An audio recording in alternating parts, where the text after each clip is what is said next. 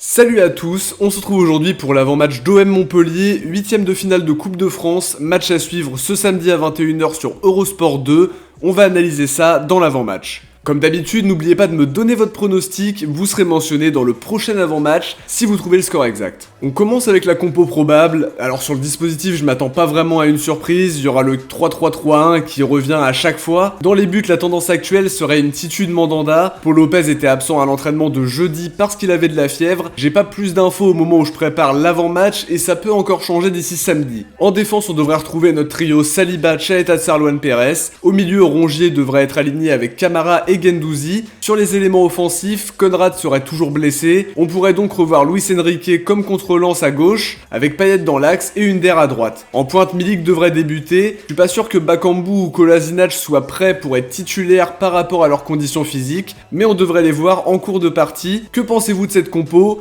Est-ce que de votre côté vous feriez d'autres choix que moi au coup d'envoi? J'attends vos avis en commentaire. On commence l'analyse des deux équipes par l'OM qui reçoit dans ce 8ème de finale. L'équipe sort d'un très bon match à Lens avec une grosse performance tactique contre les hommes de Francaise. J'ai trouvé que tous les joueurs avaient fait leur boulot et derrière on sort avec un 2-0 plus que mérité d'après moi. L'OM est invaincu depuis la défaite à domicile contre Brest et on aspire à faire de meilleurs résultats à domicile parce que de ce point de vue là c'est compliqué depuis le début de saison alors qu'on a tendance à cartonner à l'extérieur. Ce week-end on quitte le stress de la Ligue 1 le temps d'une soirée mais il y a une qualif en quart à aller chercher. La Coupe de France doit être un objectif pour l'équipe, la possibilité de ramener un trophée et ça passe évidemment par un gros match contre Montpellier pour espérer aller plus loin. C'est le premier vrai test d'après moi après avoir joué Canet-Rocheville et Chauvigny, le niveau monte d'un cran et le faux pas est interdit. L'équipe a montré de bonnes choses ces derniers temps, faut continuer à être consistant dans le jeu et à améliorer notre jeu offensif, pas d'énormes doutes sur notre assise défensive que je trouve toujours très bonne. Ce match c'est peut-être aussi l'occasion de voir nos recrues plus longuement et ce sera à Sampaoli de décider, même si officiellement ce sera Jorge Desio sur le banc parce que le coach argentin est suspendu. On enchaîne avec Montpellier qui est plutôt bien placé en championnat avec une 6ème place au coude à coude avec Rennes et Strasbourg et à seulement 6 points du podium. C'est une autre compétition évidemment donc ce classement n'entre pas en compte mais on l'utilise pour illustrer un peu la dynamique montpelliéraine. Sur leurs 5 derniers matchs le bilan est contrasté, il est pas mauvais du tout.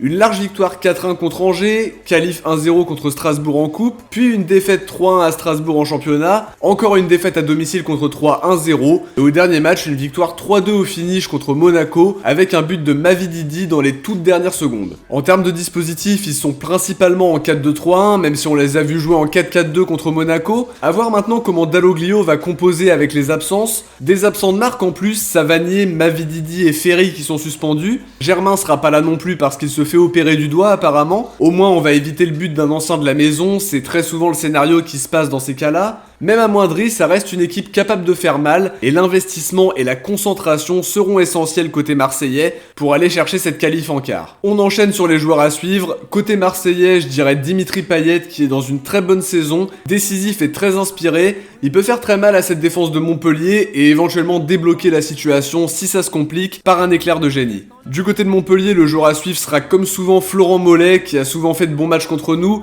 Il joue un peu plus sur un côté maintenant et peut apporter le danger même s'il ne sera pas forcément entouré de ses coéquipiers habituels avec qui il a des automatismes par rapport à toutes les absences qu'il y a dans l'effectif de Montpellier. On passe maintenant au pronostic, la dynamique de l'OM est positive et mis à part Conrad et peut-être Lopez, les autres joueurs seront présents. Du côté de Montpellier, la dynamique n'est pas négative sur les derniers matchs mais elle est plutôt contrastée. Je vois quand même une victoire marseillaise 2-0 avec des buts de Payet et de Milik. J'espère que l'équipe me fera pas mentir mais cette qualif est vraiment très importante pour la suite de la saison avec potentiellement un titre à aller chercher. On passe maintenant au bon pronostiqueur de Lens OM. Bien joué à Azali Yassian, Sad Sensei, Mo, Birus Wido, RPA Racing Team, Michel Dalmazi, Ruiz Depp, Jojo le Geek, Twaldin, Dogo Fari YG, Action Plus, Adama Konaté, Alphonse du 134, Didi LH, Souli Yassine, Clément Collin, Nizer YT, TBBT, Lixo, Aboubakar Afelay, Ariel NHK23, Rachel Bessi, Ryan Du13, Al-Kashi, Yanis L'Enfant et Jean-Luc Léal. N'oubliez pas de me donner votre prono en commentaire pour être mentionné dans le prochain avant-match si vous avez trouvé le bon score. Voilà pour cette analyse d'avant-match les amis, de notre côté on arrive à la fin de cette vidéo. J'espère que ça vous a plu, n'hésitez pas à liker, commenter, partager et de vous abonner pour suivre l'actu de l'OM avec moi. Vous pouvez aussi me suivre sur mes réseaux, Twitter, Insta, Facebook et mon serveur Discord, tous les liens sont en description. On se retrouve très vite pour analyser ce 8ème de finale de Coupe de France en espérant très fort la qualification. Ciao, portez-vous bien et surtout allez l'OM.